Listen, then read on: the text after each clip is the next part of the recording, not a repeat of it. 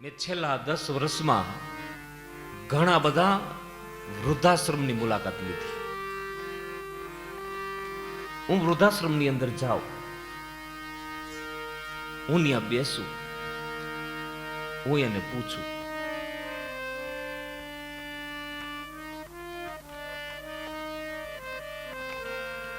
કે તમે અહીંયા શું કામ આવ્યા?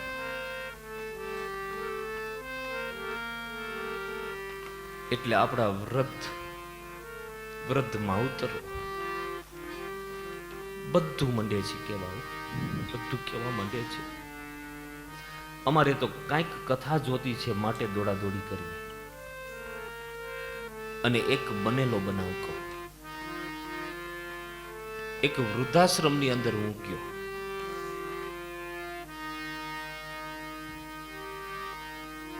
એ વૃદ્ધાશ્રમની અંદર જાતા જ એક માજી મને જોઈ ગયા, અને જોઈ ગયા એ ભેગા માંડ્યા રડવા. એટલું બધું રડવા માંડ્યા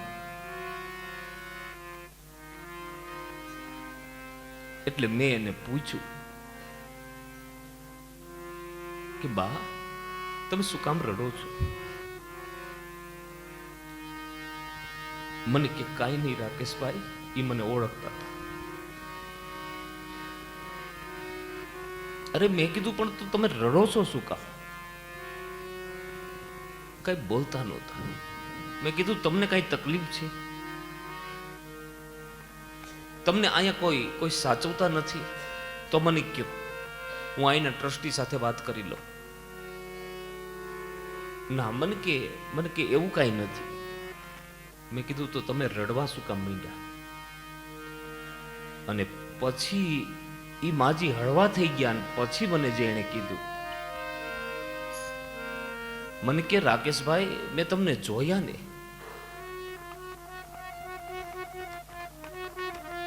એટલે મને રડવું આવી ગયું. કારણ કે એક વખત હું તમારી કથામાં આવી હતી.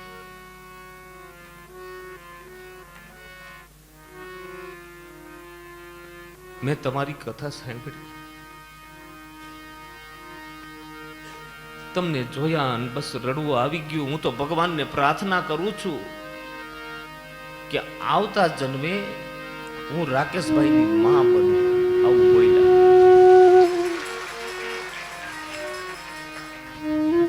અરે મેં કીધું, બા, આવતા જન્મે શું કામ?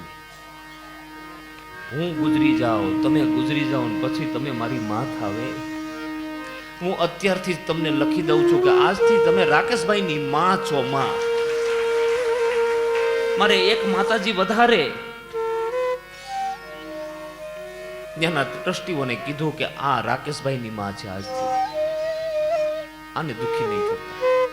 તમારે પૈસાની જરૂર પડશે ને તો હું લાખો રૂપિયા તમને ભેગા કરી દઈશ, મફત કથા કરી દઈશ, પણ માવતરોને દુખી નહીં કરતા.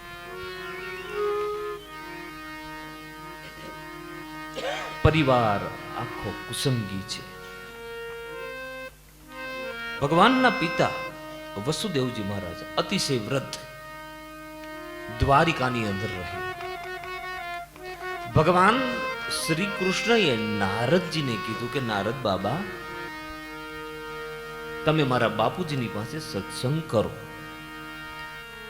આમાં કાન ખોલીને સાંભળી લેજો. વડીલો, વૃદ્ધ,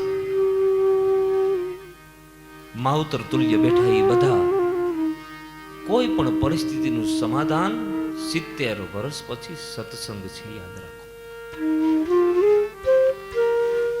અહીંયા નારદ મુનિ વસુદેવની સામે બેઠા. વસુદેવજી મહારાજનો ચહેરો કઈક ઉદાસ હોય એવું લાગ્યું. નારદ મુનિ કહે, મહારાજ,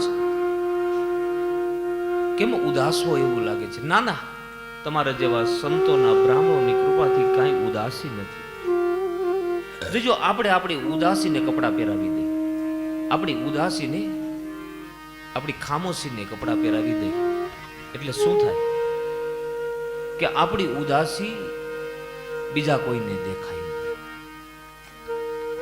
ના ના ના, કોઈ સંતો પધારે ને તો એને કયો. કોઈ બ્રાહ્મણો પધારે,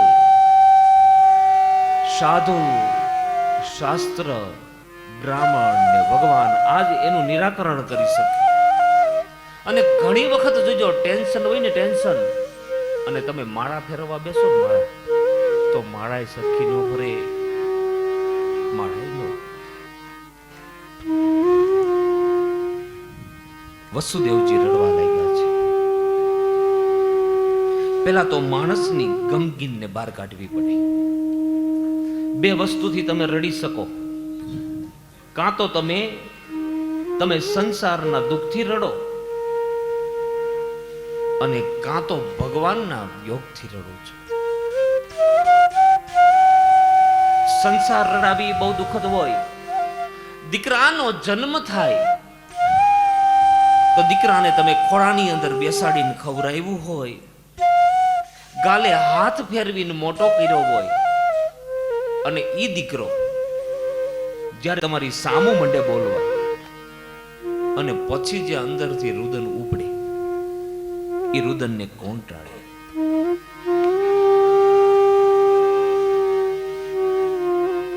દીકરાનો જન્મ થાય એટલે માવતર પેંડા વેચે, મીઠાઈ વેચે, અને એનો એ દીકરો જ્યારે માવતરને વૃદ્ધાશ્રમની અંદર મૂકવા જાય ત્યારે શું વેચવું? કઈ ખામોશીને તમે આગળ કરશો? જીવન જીવવામાં કદી ભૂલ નહીં કરો માતાઓ અને વડીલો. જો એક વખત ભૂલ થઈ ગઈ તો એ ભૂલને ભોગવવી પડે. એ ભૂલને ભોગવવી પડે. આ કૃષ્ણના ઘરની વાત કરું છું, કૃષ્ણના ઘરની કથા કરું છું. ભગવાન રામના ઘરની અંદર પણ આ જ પરિસ્થિતિ છે. જો રામાયણ, રાતના 3 વાગ્યા છે અને મહારાજા દશરથ એ કોપ ભુવનની અંદર કઈકઈના પગની અંદર ઢગલો થઈને પીડ્યા છે કે રાણી હાથ જોડો. ભરત ભલે ગાદી આવે,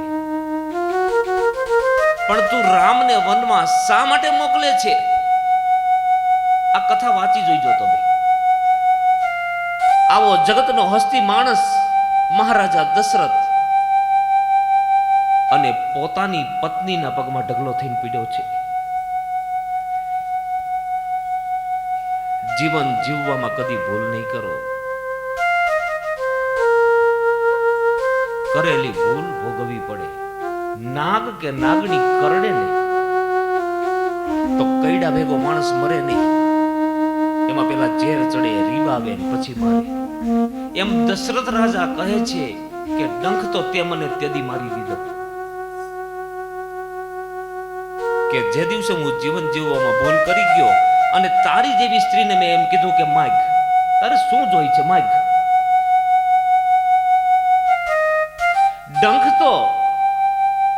ડંખ તો તે મને તે દિવસે જ મારી દીધો હતો.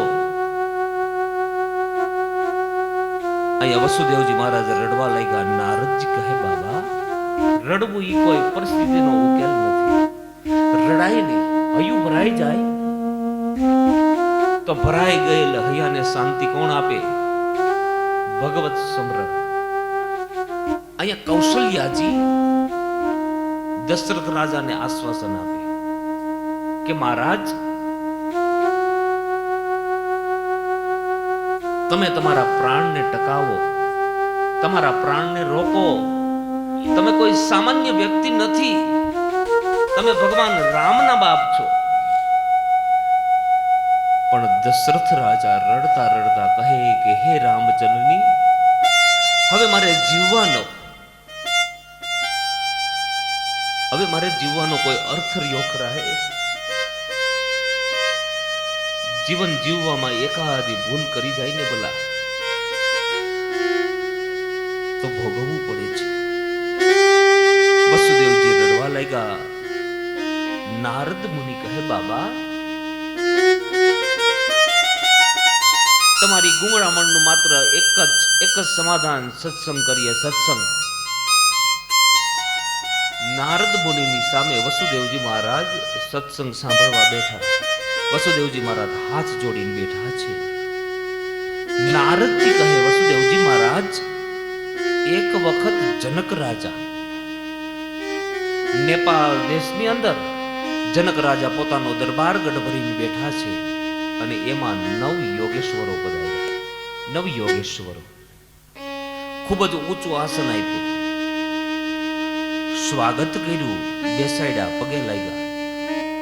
જનક રાજા બહુ વિવેકી છે. જનક રાજા પગે લાગીને કહે કે બાપજી, અમે તો એવું સમજીએ કે એક સૂર્યનારાયણ ઉગે એટલે રાત્રિ જતી રહી, એક સૂર્યનારાયણ ઉગે એટલે અંધકાર જતો રહીએ. આજ મારું આંગણું એટલું બધું પાવન થઈ ગયું કે મારા આંગણે 9 સૂરજ ઉગ્યા, 9 યોગેશ્વરો પધાર્યા. આજ મારું આંગણું પાવન બની ગયું. જનકના દરબારમાં 9 યોગેશ્વર પણ કેવા કવિ, હરિ, અંતરિક્ષ, પ્રબુદ્ધ, પીપલાયન, આબિરહત્ર, ધ્રુમિલ, ચમસ અને કરભાચર. 9 યોગેશ્વરો. શિવ પુરાણની અંદર લખ્યું છે કે કુલ 24 જનક રાજા થયા. પણ ભગવાન રામના જે સસરા છે, અષ્ટોદર ધ્વજો શ્રી નામો, 18મા જનક. અને હું તમને જે કથા કહી રહ્યો છું એ પહેલા જનકની છે. જનક રાજા હાથ જોડીને ઉભા રહી ગયા. સંતો બહુ રાજી થયા. સંતોની પાસે જ્ઞાન લેવું હોય, જ્ઞાન તો કેવી રીતે રજૂ થવાય? આપણે બધા સંતો પાસે જાય ખરા, પણ કેવી રીતે? કંઈક જાણી છીએ એમ કરી જાય છે.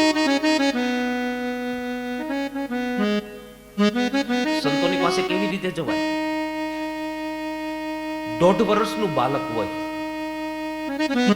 વર્ષ દિવસનું જ, અડધા વર્ષનું બાળક હોય, 6 મહિનાનું. એ બાલકને એની માના વખાણ ન કરવા પડે. એ બાલક ઘોડિયાની અંદર સૂતું હોય, એ બાલક રડવાનું ચાલુ કરે તો એની માં દોડીને જાય, એને તૃપ્ત કરે. એમ કોઈ પણ સંતોના મારે તમારે વખાણ ન કરવા પડે, એને ખાલી ભાવ બતાવવો પડે. ભાવ બતાવો સાતા સંતોને. હા, હું એમ કહેવા માંગુ છું કે બાલક જેવા બનવું પડે. આજે આપણે બધા મોટા બની જાય. કવિએ કીધું ને કે ગુજારે સે સિરે તારે, જગતનો નાથ તે સહેજે, ગણું જે પ્યારું પ્યારાયે, અતિ પ્યારું ગણી લેજે. ગુજારે જે સિરે તારે, જગતના નાથ તે સહેજે. ગુજારે જે શિરે તારે, જગતનો નાથ તે સેજે. પ્યારો પ્યારા પ્યારું ગણું છે પ્યારું પ્યારાએ, અતિ પ્યારું ગણી લેજે. અતિ પ્યારું ગણી લેજે ને બાલ મસ્તી में મજા લેજે. ભાઈ બહુ મોટો નહીં થતો, જો મોટો થઈ ગયો તો પડે હેઠો. બહુ મોટો થવાની જરૂર નથી. અહીંયા કથા કરવા આવ્યો હું. આ મલાડ અમારું સત્સંગ મંડળ, રાધાકૃષ્ણ સત્સંગ મંડળ. અહીંયા એક વસ્તુ મને બહુ સાંભળવા મળ્યું. મારી પાસે ઘણા આવ્યા, ભાઈઓ આવ્યા, બહેનો આવ્યા. મને કે શાસ્ત્રીજી, તમે બધાની ભેગા જમી લ્યો. લે, કેમ ન જમાય?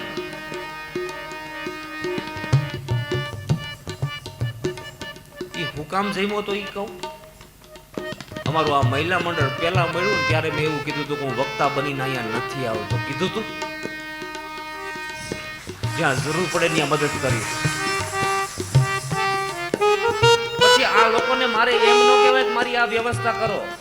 આ મંડળને પૂછજો, મેં એકવાર એમ નથી કીધું કામ જોશે મારે કાંઈ ન જોઈએ. મારે મારો ઠાકોરજી જોઈએ, બસ કાંઈ ન જોઈએ.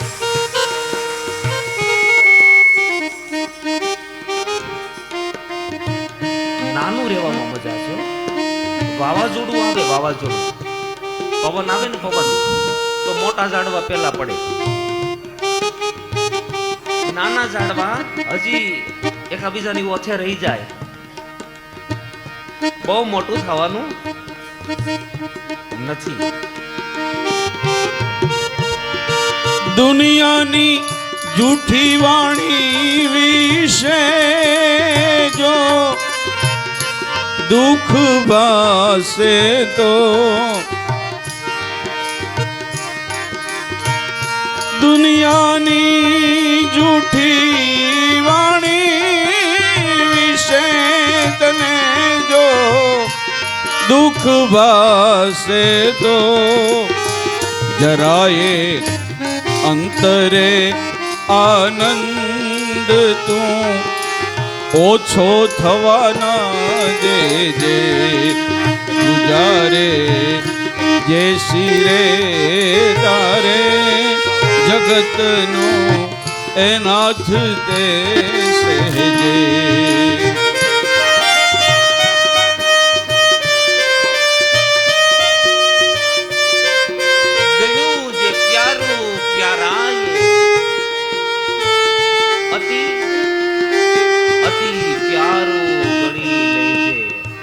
બાલ મસ્તીને મજા આવી છે. બાલાશંકર કંથારિયાનું આ કાવ્ય છે.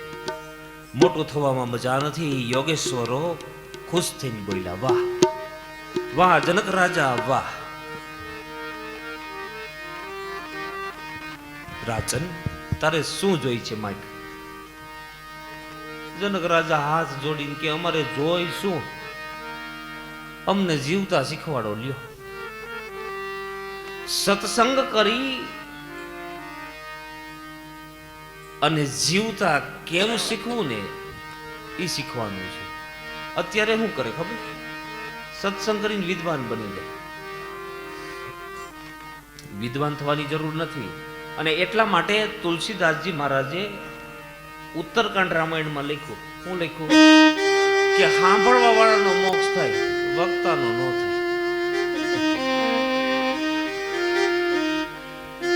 અહીંયા અમે જ્ઞાન દેવા બેઠા છીએ તમને. અમારામાં છે કે અમે તો ભગવાનને એક જ પ્રાર્થના કરીએ.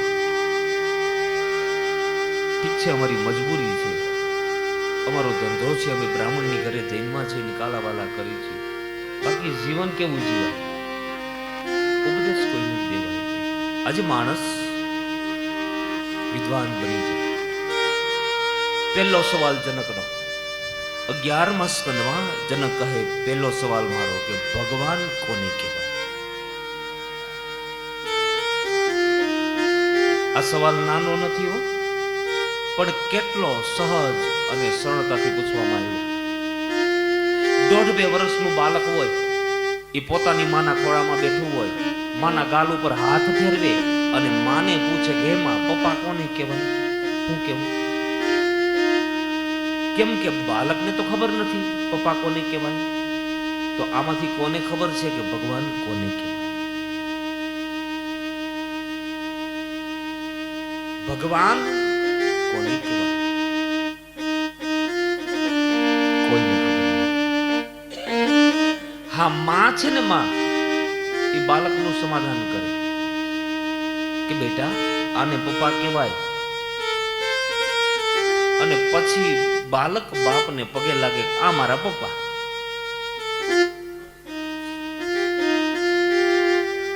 એમ ભગવાનનો પરિચય શાસ્ત્ર અને સંતો આપે છે. હજી સુધી એવું નથી કે સર્વિસ સ્ટેશન હાલતું હોય, તમે બેહી જાઓ ને વિયા જાઓ. એવું ન બને ક્યારેય.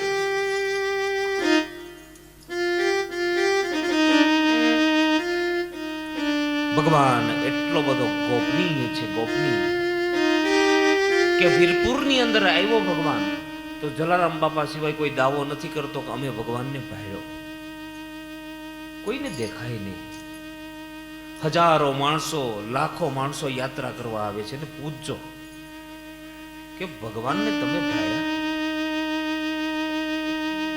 ભગવાન કોને દેખાય બના? કહેવાનો મારો ભાવાર્થ એ ભગવાન કોને કહેવાય? કવિ નામના યોગેશ્વર કહે, વાહ જનક વાહ, આમ ગણીએ તો તું બાલક જેવો છો, અને આમ ગણીએ તો તારાથી મોટો કોઈ નથી.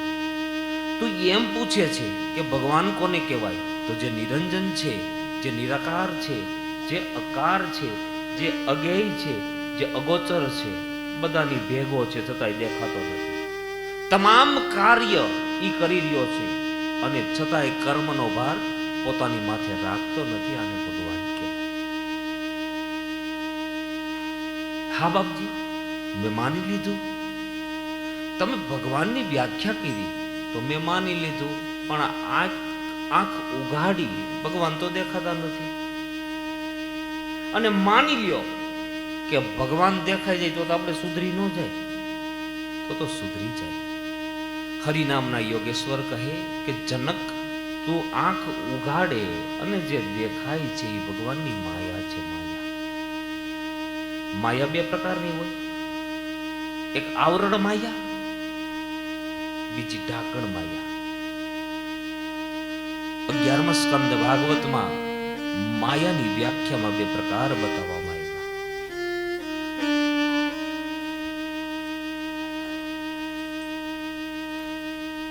બે પ્રકાર.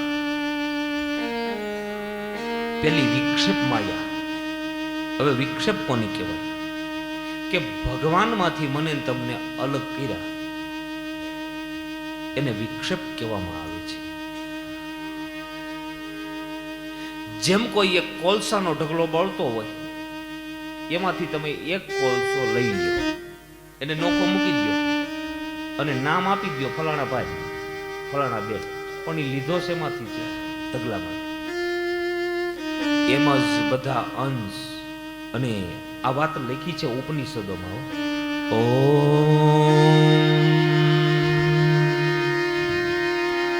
પૂર્ણમદ પૂર્ણમિદં પૂર્ણાદ પૂર્ણમુદચ્યતે પૂર્ણસ્ય પૂર્ણમાદાય પૂર્ણમેવાવશિષ્યતે.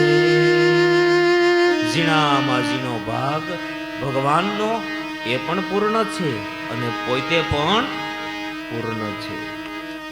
તમે પોરબંદરથી દરિયામાંથી ટબુડી ભરી આવો તો એ દરિયો પોરબંદરનો જ કહેવાય ને, ક્યાંનો કહેવાય? એમ બધા અંશ ભગવાનના છે. તો પેલી માયા ભગવાનની એ છે કે મને તમને ચૈતન્ય બ્રહ્માથી અલગ કર્યા. આવરણ. બીજી ઢાંકણ માયા. ઢાંકણ કોને કહેવાય? કે પોષ મહિનાની કડકડતી ઠંડી હોય અને બે ગોદડા ઓઢીને આપણે સૂતા હોય, પછી ગામની અંદર કે સોસાયટીમાં શું થાય ખબર પડે ખરા? આવી જ રીતે ભગવાને મને તમને ઓઢાડી દીધું છે. પછી સાચી ખોટી કાંઈ ખબર નથી, કાંઈ ખબર નથી.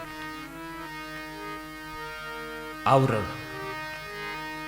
અમારા એક સંતનું એવું માનવું છે કે માયા જેવું કઈ છે જ નહીં. કેવી રીતે માયા નથી? આપણે માની લ્યો કે સ્વપ્નમાં, હકીકતે નહીં. આજે કથા પૂરી થવાની છે, બધાને ઉતાવળ હોય ઘરે જવાની.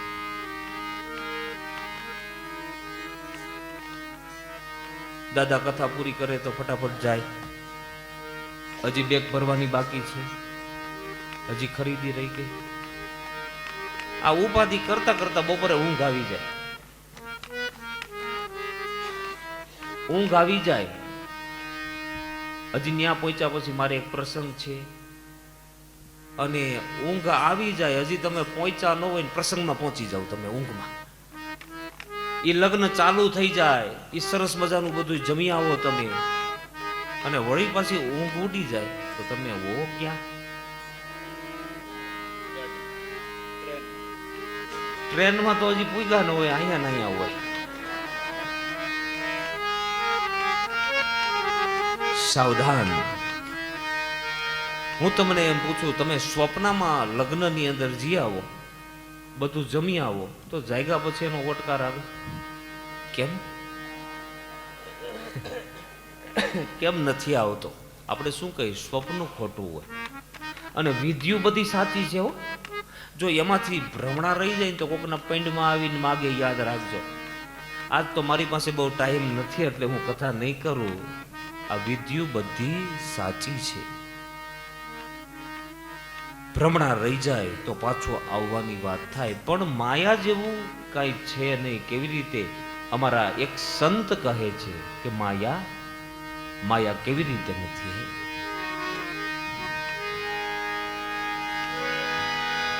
અજબ આ જગત છે, ઊંડાએ ના પાયા, બધું જાણવા છતાં મેલાતી નથી માયા.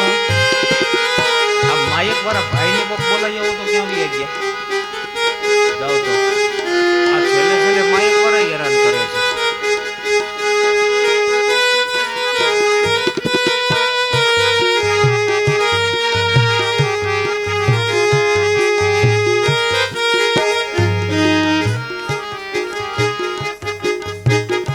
ચાલુમાં મત જાઓ.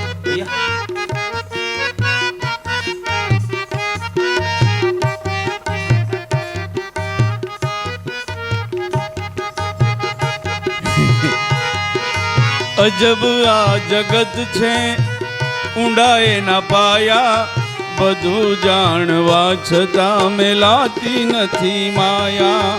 માયા માયા માયા, બધું જાણવા છતાં મેલાતી નથી માયા. સ્વપ્નાની અંદર સુતેલા બકવાસ કરે ને, જેમ બકવાસ ઘણાય માણસો કેવા હોય ખબર છે કે એને નિંદરમાં બોલવાની ટેવ હોય. બોલે એનો તો વાંધો નહીં, પણ અમુકને કેવી ટેવ હોય કે આપણને ઊંઘ આવી ગઈ હોય ને, ઊંઘ આપણો હાથ પકડે અને જગાડે. આપણે કહીને શું છે, હોય તે હું તો હોય. આ માયા સ્વપ્નમાં સુતેલા જેમ બકવાસ કરે. જે માણસ નાગ બાપાથી ડરી ગયો હોય, એ અંધારામાં ચીથરું ભાળી જાય, એ નાગ બાપા. એ નાગ બાપા નથી, એ ચીથરું છે, ચીથરું હે.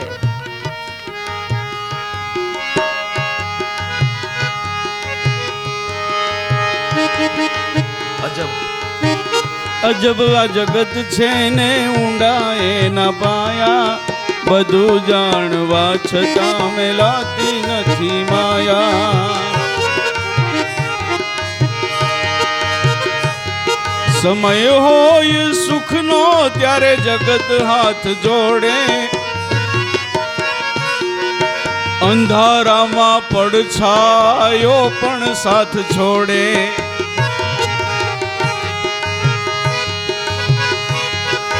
વખત આવે વસમો ત્યારે, વખત આવે વસમો ત્યારે બને સૌ પરાયા, બધું જાણવા છતાં મેલાતી નથી માયા. માયા માયા માયા, બધું જાણવા છતાં મેલાતી નથી માયા. માયા જેવું કઈ છે જ નહીં. એટલું બધું માથા ફાટી જાય, એટલું બધું જ્ઞાન ન લ્યો તો કાંઈ નહીં. પણ હું તો એટલું જ કહું કે 24 કલાકમાં 5 કલાક, અડધો કલાક ભગવાનની સામા બેસી જાય છે અને અડધો કલાક આ બધું ખોટું માની લેજો એટલે વાત પૂરી થઈ ગઈ. લો, આટલી જ વાત છે, આટલી. ત્યાર પછીનો પ્રશ્ન પૂછવામાં આવ્યો કે માયામાંથી તરવા માટે શું કરવું? તો એક જ વાત કે હળવા બની જાઓ. એટલી ખબર પડે ને કે હળવી વસ્તુ તરે અને વજનદાર વસ્તુ હળવા બની જાય એટલે તરી. પછી કોઈ પણ સંતો ભક્તોના દાખલા લ્યો, જેસલ જાડેજાની બાબતમાં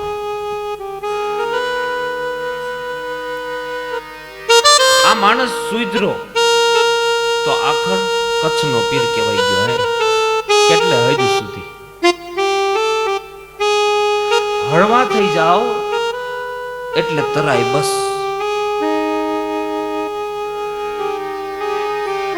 એક સાસટીયો દારૂની પ્યાલીની અંદર તોરલે ભક્તિ રસ પાઈ દીધો. હે ત્યાર પછીનો પ્રશ્ન પૂછવામાં આવ્યો, કર્મ કોને કહેવાય?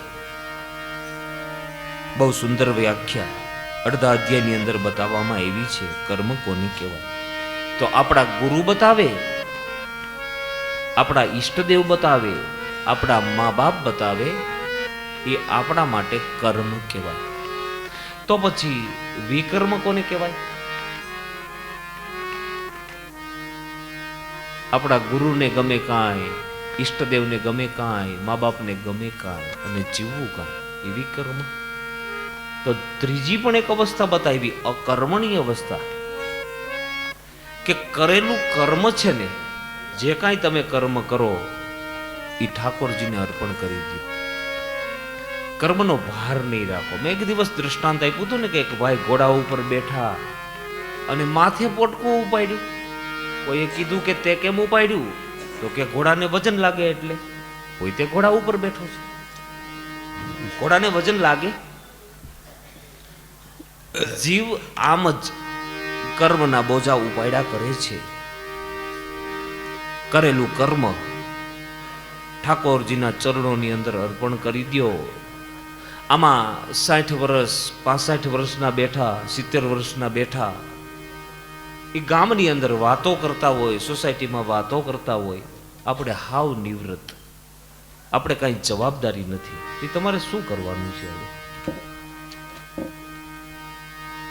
આમાં વૃદ્ધ માવતરો બેઠા ને એને કહું છું, તમારા કર હાલે છે, તમારા હાથ પગ ચાલે છે અને ભગવાનને પ્રાર્થના કરું એમને ચાલતા જ. તો દીકરાઓની વહુને મદદ કરજો, ઉપયોગી થાય છે. અને કાંઈક ભગવાનનું ભજન કરજો. મારી કથા તો બાકી યાદ રીએ નો રીએ આટલું યાદ રહેશે. આ કથામાં આવ્યા છો ને, કંઈક નિયમ લઈને ઘરે જાયજો. આમાં કોઈએ એની વહુને કાંઈ કહી દીધું હોય, વહુની સામું તમે બોલી ગયા હો,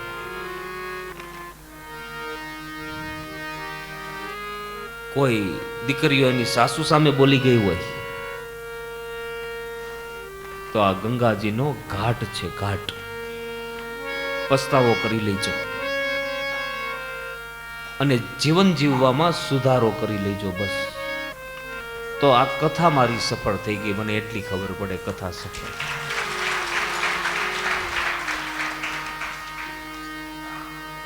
આપણાથી જે સારા કર્મ થાય કરીએ, બસ એ જ કર્મ ન્યાસ કહેવાય, એ જ કર્મ સંન્યાસ કહેવામાં આવે છે.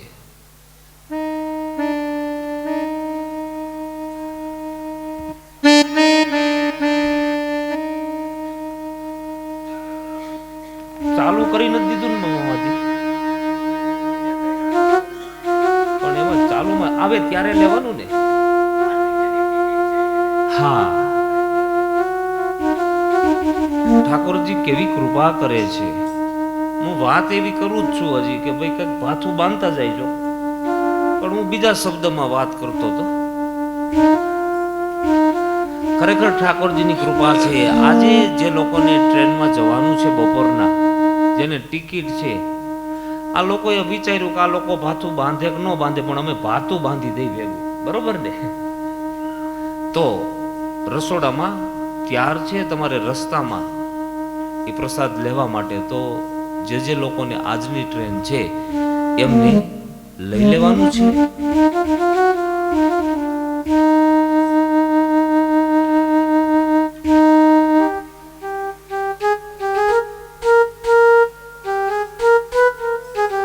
એક બીજી ચિઠ્ઠી આવી છે. આ હિતેશભાઈ ધીરુભાઈ હીરપરા તોરી રામપુર વાળા છે, તોરી રામપુર. અને બીજું નામ છે તુલસીભાઈ પોપટભાઈ મોવલિયા.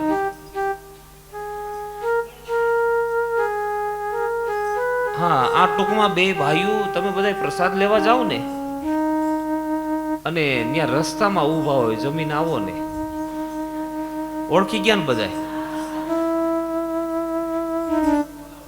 ક્યાં બેઠા? હિતેશભાઈ અહીંયા બેઠા છે, રસોડામાં છે. કાલ તો મારી સામે ડોળા કાઢતા હતા, મને બીક લાગી.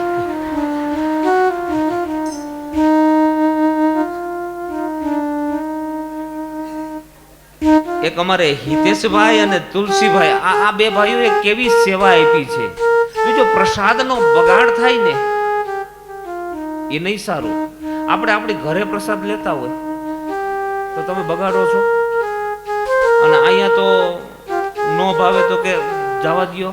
મને એક બહુ ગમ્યું મામા, કે આ લોકો પ્રસાદ લઈ અને થાળીમાં કંઈક વધ્યું હોય ને એટલે વાટકો ઊંધો મૂકી દે.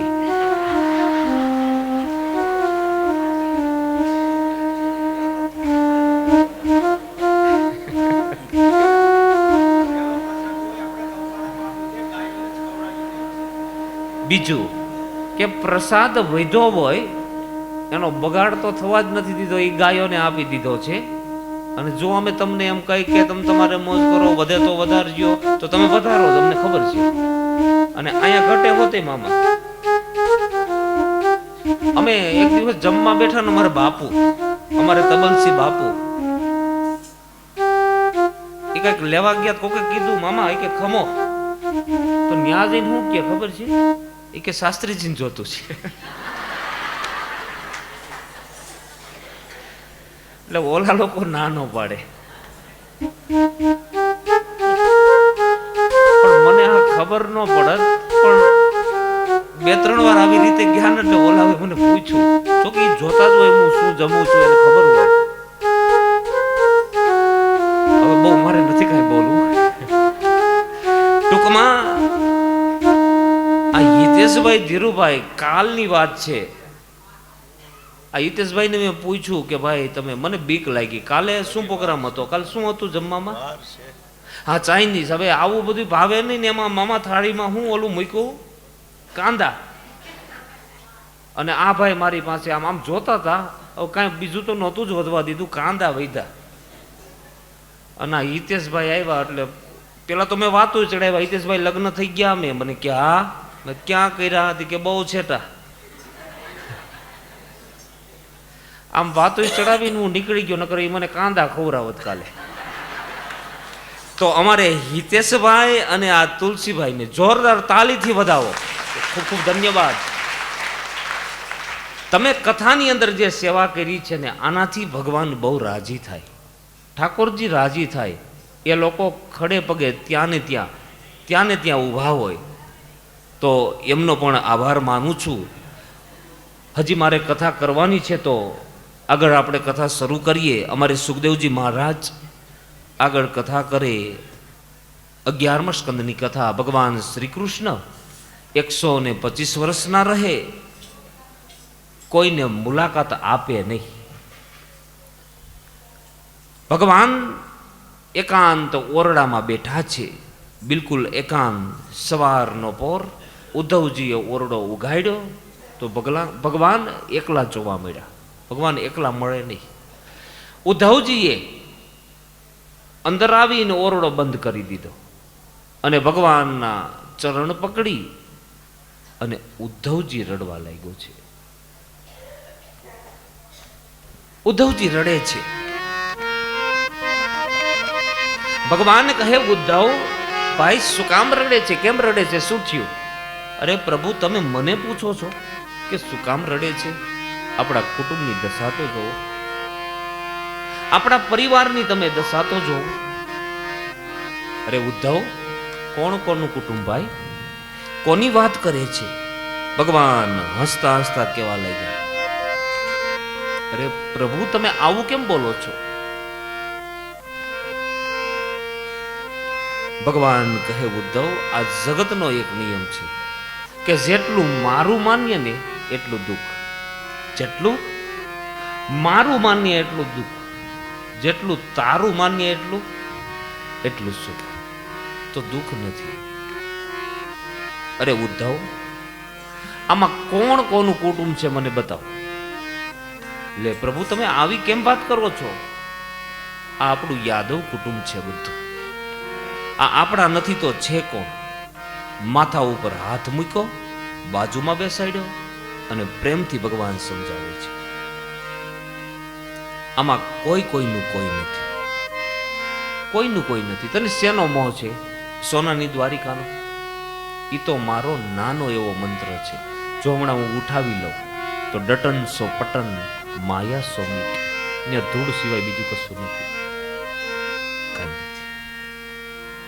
એક દિવસ મેં કથામાં તમને દ્રષ્ટાંત આપ્યું હતું, વેદાંતનું દ્રષ્ટાંત, કે નદી આવે ને, નદી એટલે કાકરાનો ઢગલો ભેગો થાય.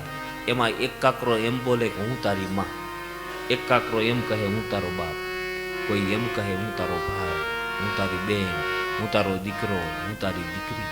પણ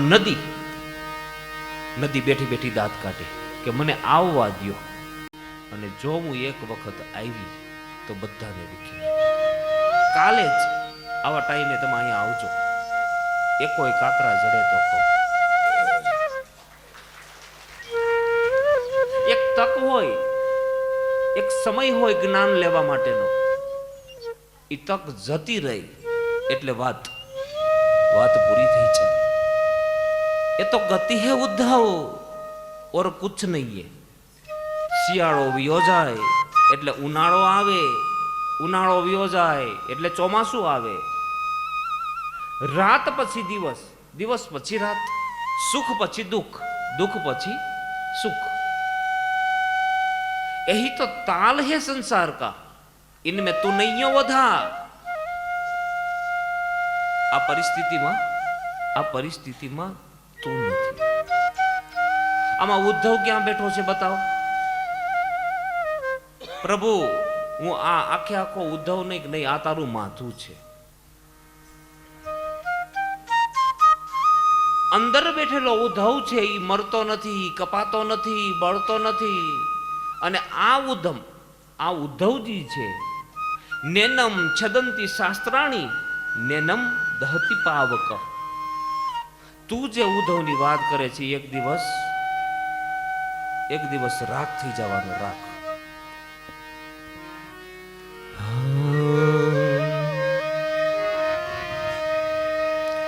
किसी की लाश को यहाँ चिते में जलाई जाती है,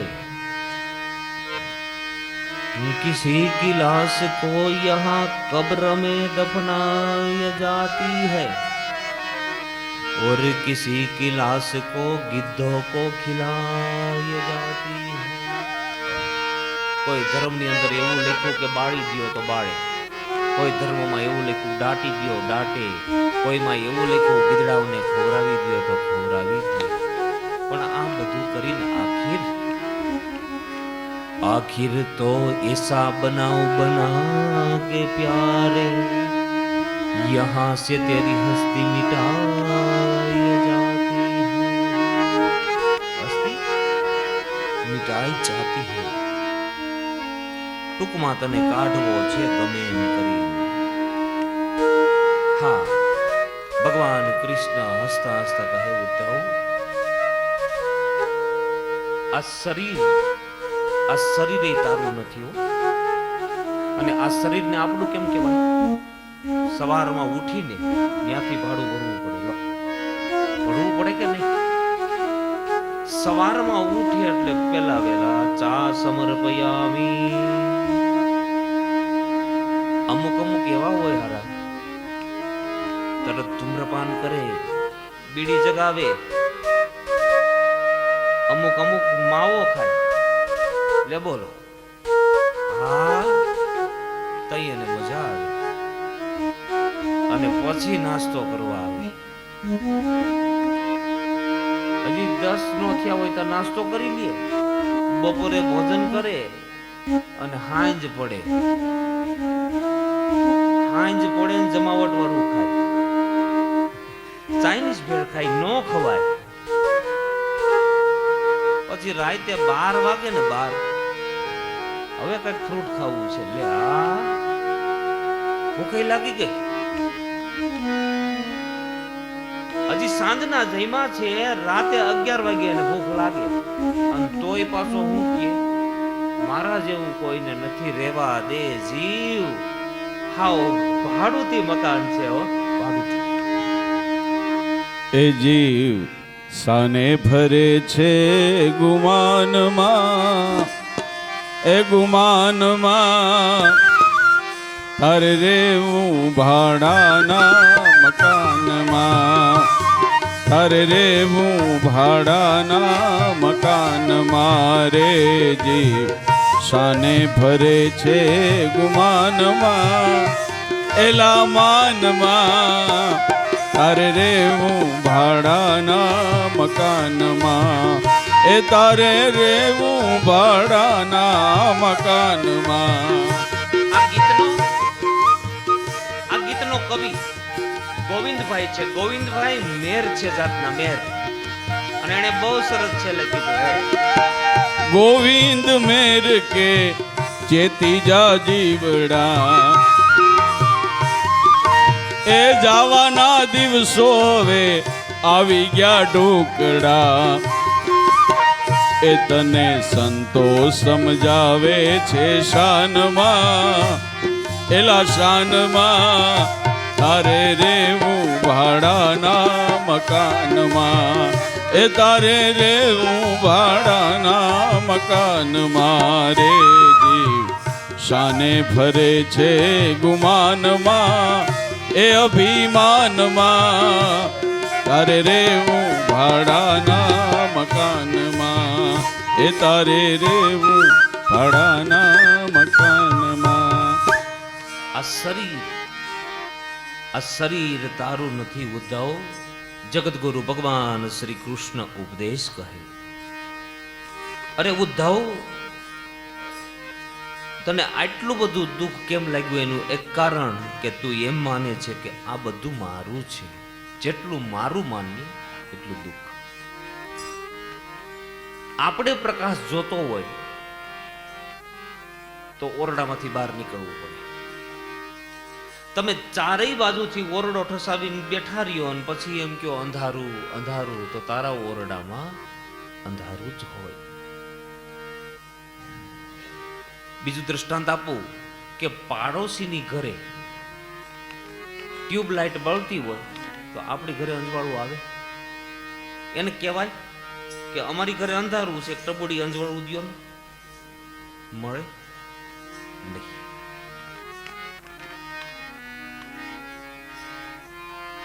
સાવધાન, આપણે જ આપણા ઓરડામાં દીવો કરવો પડે. એમ ભગવાન પાસે જવામાં આપણે તૈયારી કરવી પડશે. કોઈ બાવડા પકડીને મૂકવા નહીં આવે, હું એમ કહેવા માંગુ છું.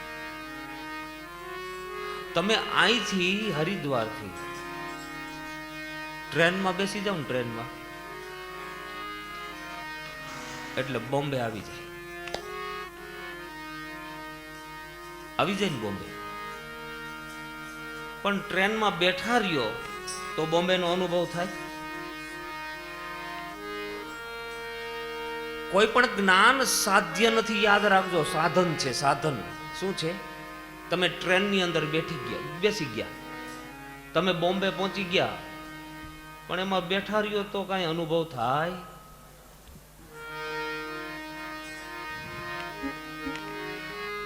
કોઈ પણ જ્ઞાન સાધ્ય નથી, સાધન છે. ભગવાનને મળવા જવું હોય તો કઈ તૈયારી તો જોઈ કે નહીં? આપણે એમ કહીને ભગવાન તમારા ચરણમાં ગતિ. ગતિ એટલે શું? ગતિ એટલે શું? ગતિ એટલે સ્પીડ. તમારું વાહન કેટલું ઝડપથી હાલે એટલા તમે વહેલા પહોંચો. આપણે દીકરાના લગ્ન કરવા હોય તો આપણે એવું તો નક્કી કરીએ જ કે ભાઈ વેવાઈનું ગામ આટલું છેટું છે તો આટલા વાગે નીકળવું પડે તો આટલા વાગે પહોંચી. બરોબર છે ને? નક્કી કરવું પડે ને. તો ભગવાન પાસે જવું હોય તો કઈ નક્કી કરવું પડે કે નહીં? માની લ્યો કે 70-80 વર્ષ આપણે જીવવું છે તો કેટલી ઝડપ કરશું તો ભગવાન સુધી પહોંચશું. નહીતર અધ વચ્ચે રહી, અને અધ વચ્ચે રહ્યો એટલે એમ બોલે દાદા પાસા થયા, પૂગ્યા નહીં. સમજાણું ને? પણ મને એમ લાગે કે ભગવાને આ માનવ જાતની ખોપરી બનાવી નાખ દોઈ નહીં. ભૂલ ખાઈ ગયા છો ભગવાન. જીવને માણસને માણસ બનવાનું છે, પણ માણસ ઈશ્વર બની જાય. એક વ્યુની અંદર મેં વાંચ્યું છે કે 76 જેટલા ભગવાન છે. બોલો 76. એને રોજ થાળ ધરવામાં આવે. માનવ જીવન એમ કદી ભગવાન બને નહીં. હે માનવ બની શકો નહીં, પછી તું ઈશ્વર બની ગયો. હે માનવ બની શકો નહીં, પછી તું ઈશ્વર બની ગયો.